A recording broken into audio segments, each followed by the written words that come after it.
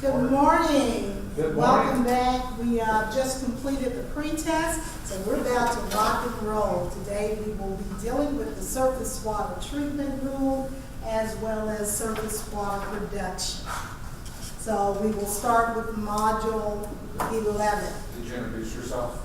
Oh, This is a new day. again, this is a new day, so I am Bessie Williams with TEEX. Looking out for you, you know. There you go. Our terminal objective for Module 11 is upon completion of this module, participant will be able to define the surface water treatment rule.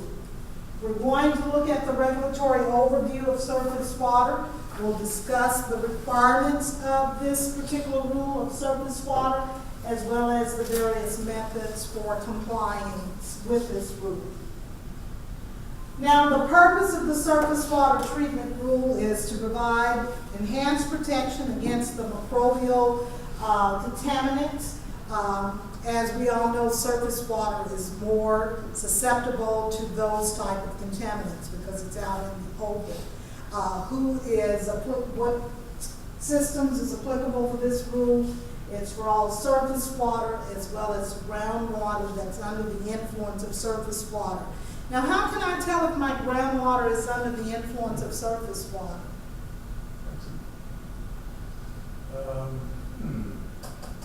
That's a good question. I can't quite, I know there's a way that the EPA has defined it. Because we had to look at it ourselves, make sure that we, That you were not, we yeah. didn't have that, so I can't remember now. Okay, first of all, you're going to look at the depth of your aquifer. Do you have shallow wells? And if you have shallow wells, like last night and today, we got all this rain in. What's considered shallow? 50 feet, Uh, yeah, 50 feet. Some people can go as deep as 100, yeah, pretty shallow. But if every time there is a change in the weather or an episode like we're getting now with all the rain, if you have a change in water quality, such as your pH starts to fluctuate every time and it corresponds with changes in the weather, or you have changes in alkalinity, or you start to see microorganisms in your groundwater sources, such as the cryptosporidium, the giardia, or insect parts that should not be in groundwater, that's an indication that, hey, you're getting some type of influx from surface water. So you may be under the influence. So you do your surveys, your studies to address this, to see if your groundwater is actually under the influence of surface water based on the fluctuation of those parameters and the organisms that you find. Now, what happens if it is under the influence of surface water? Now our mandate changes.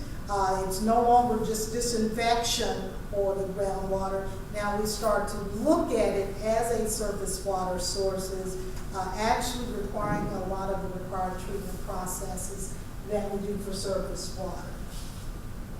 So, surface water treatment rule was established, and when it was established, it established the maximum contaminant level goal at 0 for Legionnaire, for Giardia lamblia, which is 99.9% on a 3-log reduction, and a 4-log reduction for viruses. Why do you think that goal was at 0 for these microbial contaminants? You don't want any of them in there, I mean, really. Absolutely. Like we do the monthly, sample is present or absent. Yeah. And if any of them shows up, then there's always that possibility of a risk associated. And so the goal is to absolutely have any, because any exposure presents some level of health risk. Another component of the surface water treatment rule was that there should be detectable disinfectant residual, and that should be maintained throughout the distribution system. If we're dealing with free chlorine, that's at 0.2 milligrams per liter. If we're dealing with a combined or a chloramine source, that's at 0.5. But you must have some type of residual throughout the distribution system. And in 1989, the surface water treatment rule did not specifically control cryptosporidium. It started out with those initially, okay? And if you can recall, the cryptosporidium outbreak that's most notable came out when? What was after that time? Yeah. Milwaukee. 93. Right, and didn't really even hear about cryptosporidium back then. Right, absolutely. So this is prior. All right, components implemented to improve and enhance the reduction of public health risks associated with cryptosporidium included or was included in the interim enhanced surface water treatment rule, which was again a part of the surface water treatment rule. And there it only dealt with the larger system. It lowered the turbidity standard for the larger system. In other words, now they realize cryptosporidium is chlorine resistant, so we're given stricter limits on that turbidity because that's where the cryptosporidium will be captured there or removed from the system.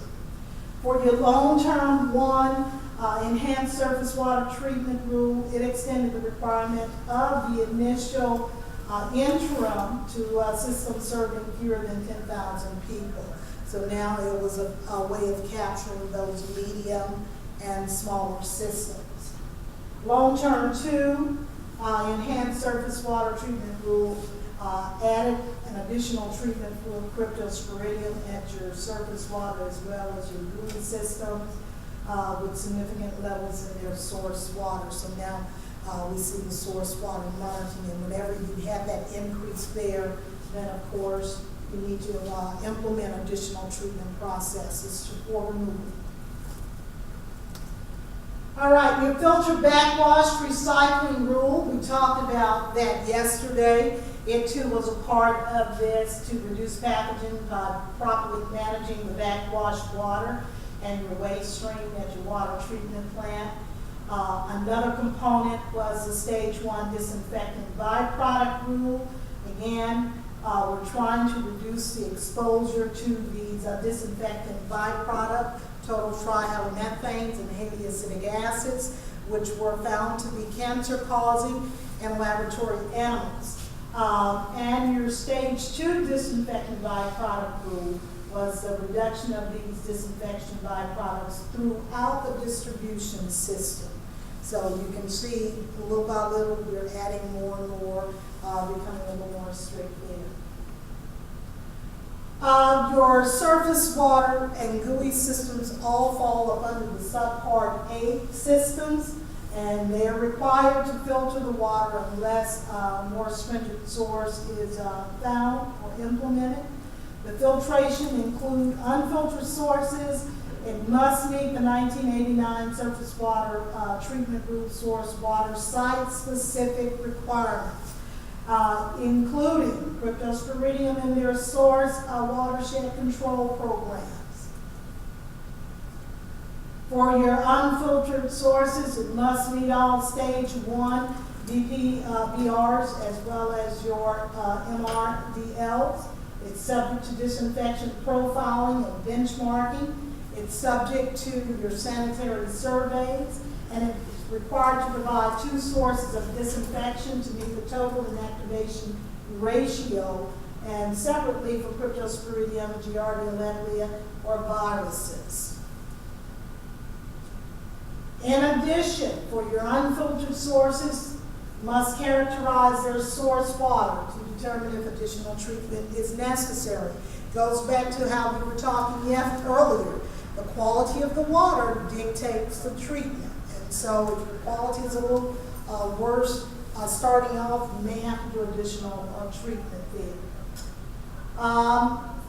Other components, it must conduct source monitoring to determine the mean cryptosporidium concentration. This right here was necessary, and that survey or study actually lasted for two years, 24 months, to classify you in a certain bin. And from that, then your frequency was pretty much set as far as additional monitoring or reduction of monitoring based on which bin. Unfiltered sources measure source water turbidity every 4 hours, and that turbidity should not exceed or cannot exceed 5 NTUs. When you want to fill, when it's, not filled. Yes, unfiltered. Right, that's. Okay. Unfiltered sources monitor fecal coliform or total coliform and representative source water immediately prior to the first point of disinfection. Monitor fecal coliform total each day turbidity exceeds 1 NTU. So every time you have that exceedance, we're going to make sure we're pulling that sample. Fecal coliform density must be less than 20 per 100 mils. That's colony forming units, or less than 100 per 100 mils for your total. And we established yesterday that whenever it's fecal in matter, intestinal waste is their total of the naturally occurring one, non-fecal component of the coliform group. Unfiltered sources meets this criteria 90% of the measurements from the past or previous 6 months. And again, the number of samples are determined by the size of the system or the population served. So based on the population, less than 500, we're looking at 1 sample per week. From 501 to 3,300, 2 samples per week, but here's the catch. They must be collected on separate days. If you have 3,301 to 10,000 people in the system, you're looking at 3 samples per week collected on separate days. 10,001 to 25,000, 4 samples a week collected on separate days.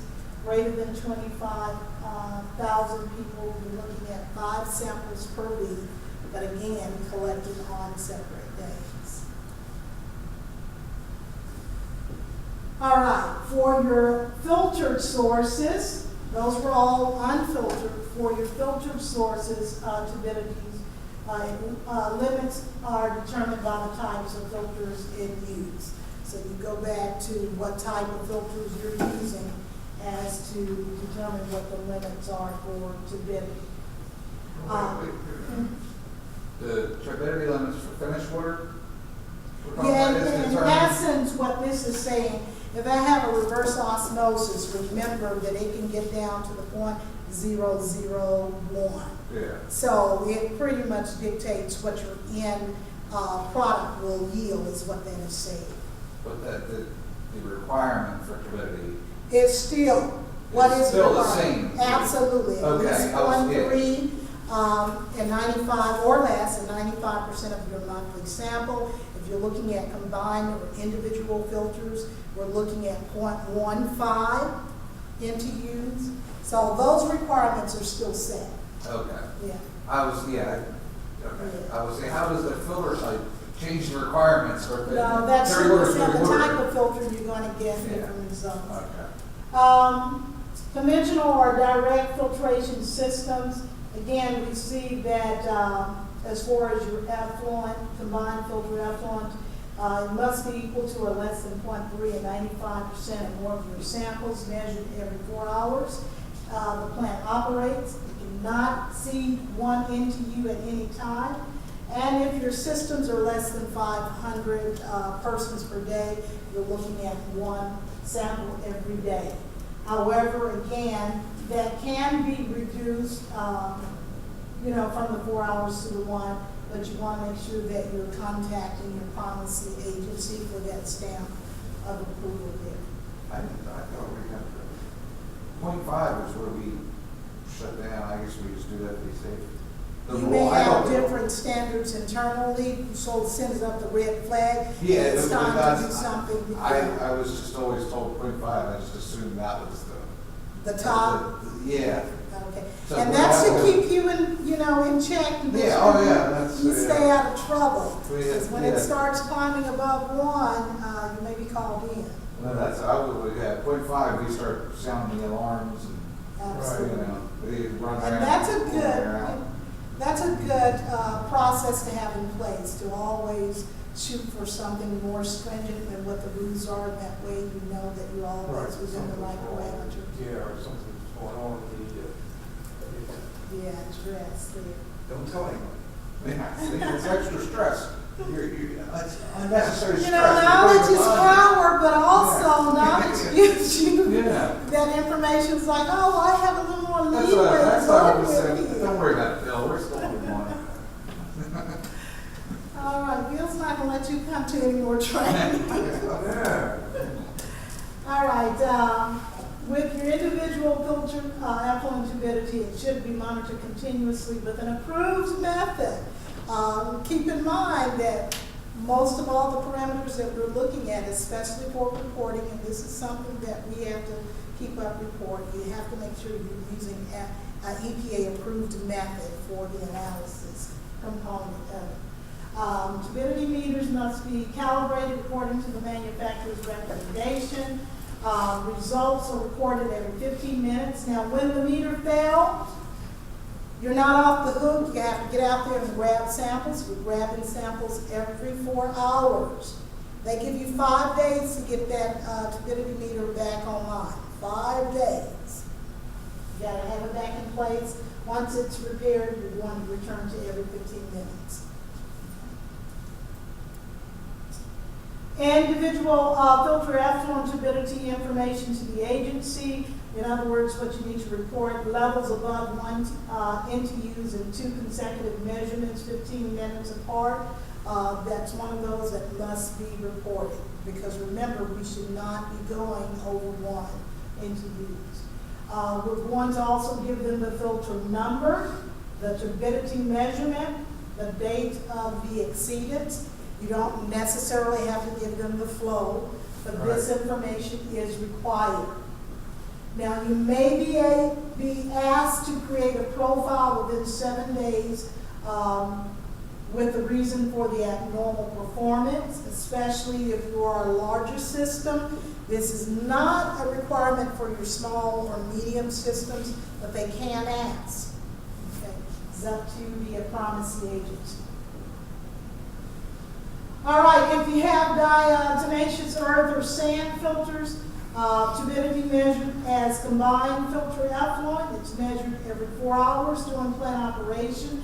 And again, it must be less than 1 NTU if the 95% of the readings taken each month. No reading with this type of filtration should exceed 5 NTUs. Samples with fewer than 500 people can request for a reduction in the monitoring to 1 per day. But again, you gotta have that stamp of approval or the okay, and make sure it's in writing from your policy agents. What are some Part H systems again? Those are your surface water plants, as well as your groundwater under the direct influence of surface waters. Yes. Is there indirect influence? Is this a thing?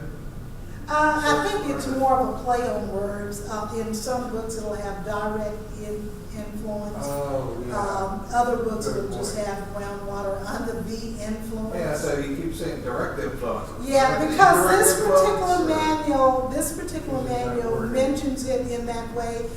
They give you the acronym of GW, whatever, DIU or something like that. Yeah. Yeah, so that's the reason why, since they made it a point to say it in this book like that. Okay. That's why I'm pushing that. Okay. But if you look at other sources, it's just groundwater under the influence. That's it either is or it isn't. It's like Yeah, direct, indirect, play on words. maybe, yeah, they're good at that. That's why I keep going to tests. As far as disinfection profiling, that's why you have to learn the lingo. That's right. Learn Not the if it lingo. makes sense. There As long is as a difference between a jar and a bucket. Yeah. There is a difference between ultraviolet and ultra purple. Those are some of the ones that we constantly see. I thought a bucket was a big jar, but There hey, you go. That's a, that's what happens when you grow up down south, And things are different. you just said a mouthful there, because it is true, based on where you are reared or raised. oh, yeah. Words mean totally different things. No, really. Yeah. On the wastewater side, one that got me one time was the rotating drum, as far as your RBCs are going, and they were calling it a rotating barrel. What's the difference in a barrel and a drum? Right. Makes sense to Which one believe me. what? Yeah. Yeah. All right, disinfection, profiling, and benchmarking. Any significant changes must work with the pharmacy agents to determine if a disinfectant profile is necessary. So this is where you draw them in to see what you need to do. You're going to develop the disinfection profile and calculate the disinfection benchmark. Types of changes under this rules will be if there's a change in your disinfection, that would be applicable. Change in an application point or reduction or addition of application points. All right, for cryptosporidium, remember any type of microbial protozoa, it's an indication that there may be risk. So the goal usually is 0. You don't ever want it there. However, the rule says you must achieve at least a 2-log or 99% removal of cryptosporidium for systems under the surface water treatment rule. Systems using conventional or direct, who remembers the difference between conventional and direct filtration, because I keep seeing this today. Give me the schematic for conventional filtration. Conventional sedimentation. Super. It's like the extended Prior process. to the filtration. Right, yes. Excellent, excellent. Direct just is the, has a coagulation, Okay, you got that mix and you're going directly to filtration. Take that basin out. Excellent, you remember. Very good.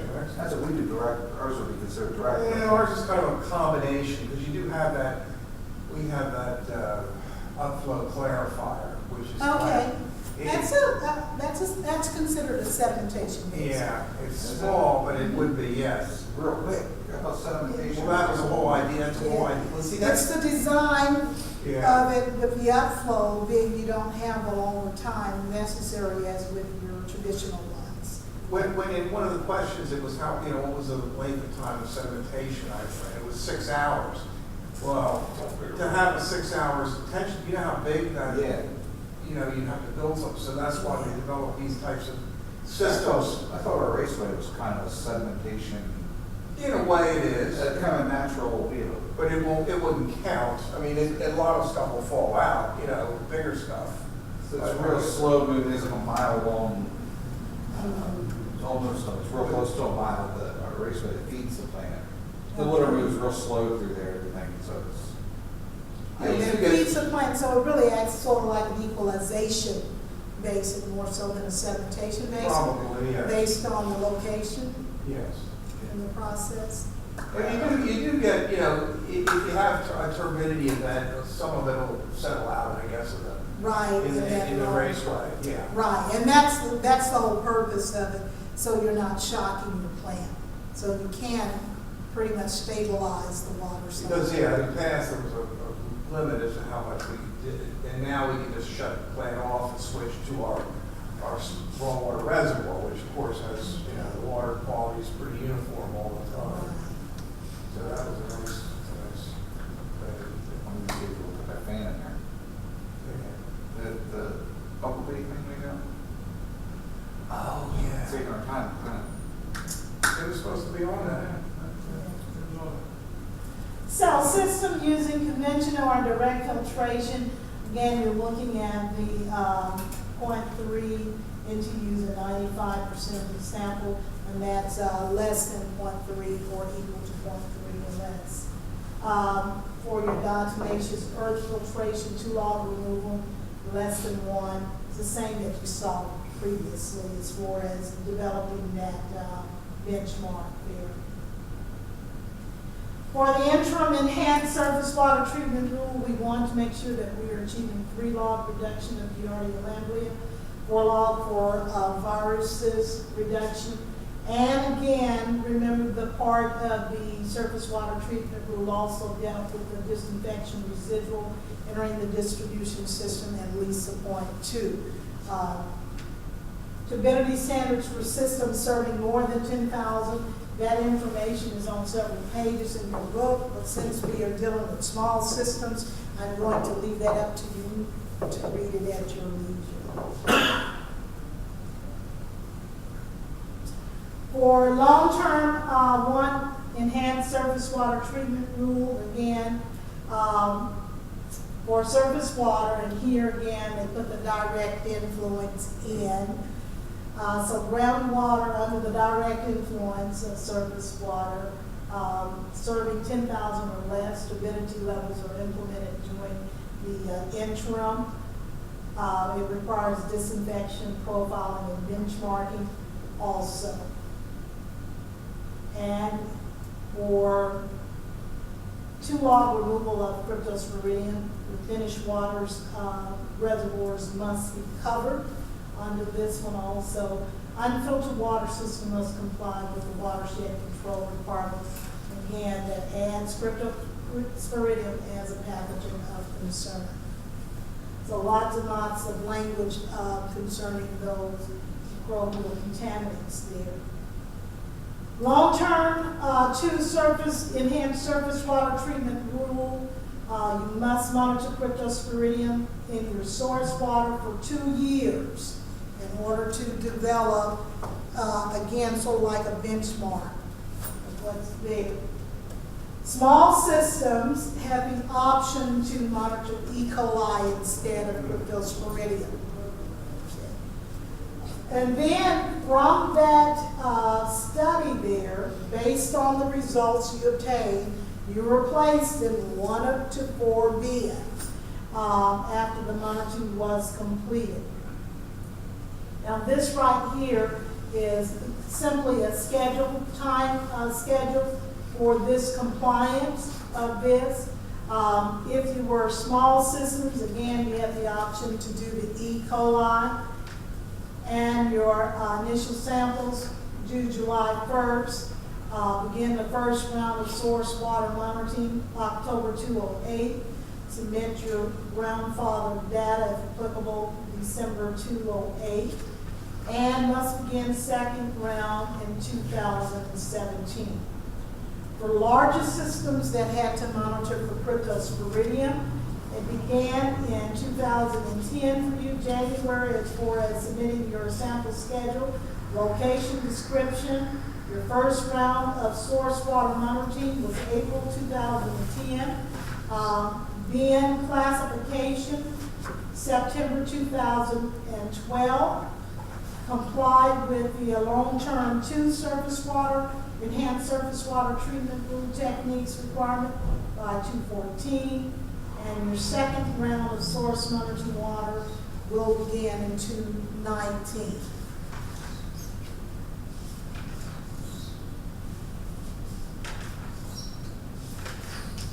Bin classification. Now in your book, it's not in tabled form. They just have it written out. I just did the table up here for ease so we don't have 1,000 slides. Now your bin classifications, for mean cryptosporidium concentration, if you had less than 0.075 oocysts, then you were placed in bin 1. If you had 0.075 to less than 1, you were placed in bin 2. 1 to 3 to less than 3 oocysts, bin 3. And if you had greater than 3, bin 4. And if you were not required to monitor for cryptosporidium, you fell in bin 1. So you can see bin 1 was probably the one that, hey, you're going to have some lapse time because you're not going to have to do the frequency there. Samples must be analyzed by an approved laboratory. We've established that, EPA method 1622 or 23. Only for systems on the cryptos that did not exceed E. coli trigger level was the ones in your smaller systems that did not have to do the cryptosporidium. Okay. All right, on this one here, again, we're still dealing with the treatment requirement for filter systems. For bin 1, if you have conventional filtration treatment, including softening, no additional treatment was necessary. Direct filtration, if you fell in BN1 still, no additional treatment necessary. If you have slow sand or diatomaceous earth, no additional treatment. Alternative filtration technology, again, as long as you fell in that BN1, no additional treatment was necessary. And I guess that's where you all are telling me you failed? Right, So yes. you did not have to do any additional treatment? No, I mean, we have a nice system anyway. Right. I think it all begins with, your whole treatment philosophy and how you do it. Mhm. I'm sure you do, consistency. There you go, that's what it's about. You know, a lot of these things, that's how you remove them, Shane, is that you filter, either filter them out or coagulate cementation them out, or. Because they're not affected by disinfectants. That's right. That's right. Hey, they're tough little buggers, you know? Oh, Yes, they yeah, are. yeah, well, they're like a little egg, you know. They permeable. Exactly, and that protective shell around metallosis is very, very resistant to quite a lot of things. That's how they're able to survive. Yeah. I've read stories of some protozoal bacteria still surviving after, we're talking 30, 50 degrees below zero in some cases. And when they pull them out of the ice and put them in a warm, all of a sudden, they're viable still. It's like the mosquito from Jurassic Park. Yeah, The mosquito that but this is a true story. Hey, Yeah, Jurassic Park is it's a true. true story. Jurassic Park is true. Oh, we just crushed him now. He thought that was true. Yeah, it's absolutely true. You got a dinosaur DNA from the mosquito thing. It was an interesting idea, I have to. Yes, very ingenious. Yeah. I didn't want any T-Rex chasing me. All right, for filters, systems that are unfiltered, mean concentration of cryptosporidium less than 0.01, you must achieve a 2-log cryptosporidium inactivation, less than 0.01, greater than 0.01 is a 3-log. All right, so you've identified where you failed, so that's great. Long-term to enhance surface treatment water rule. Let's do this. Let's take a break, and we will start back up here in about 10 minutes.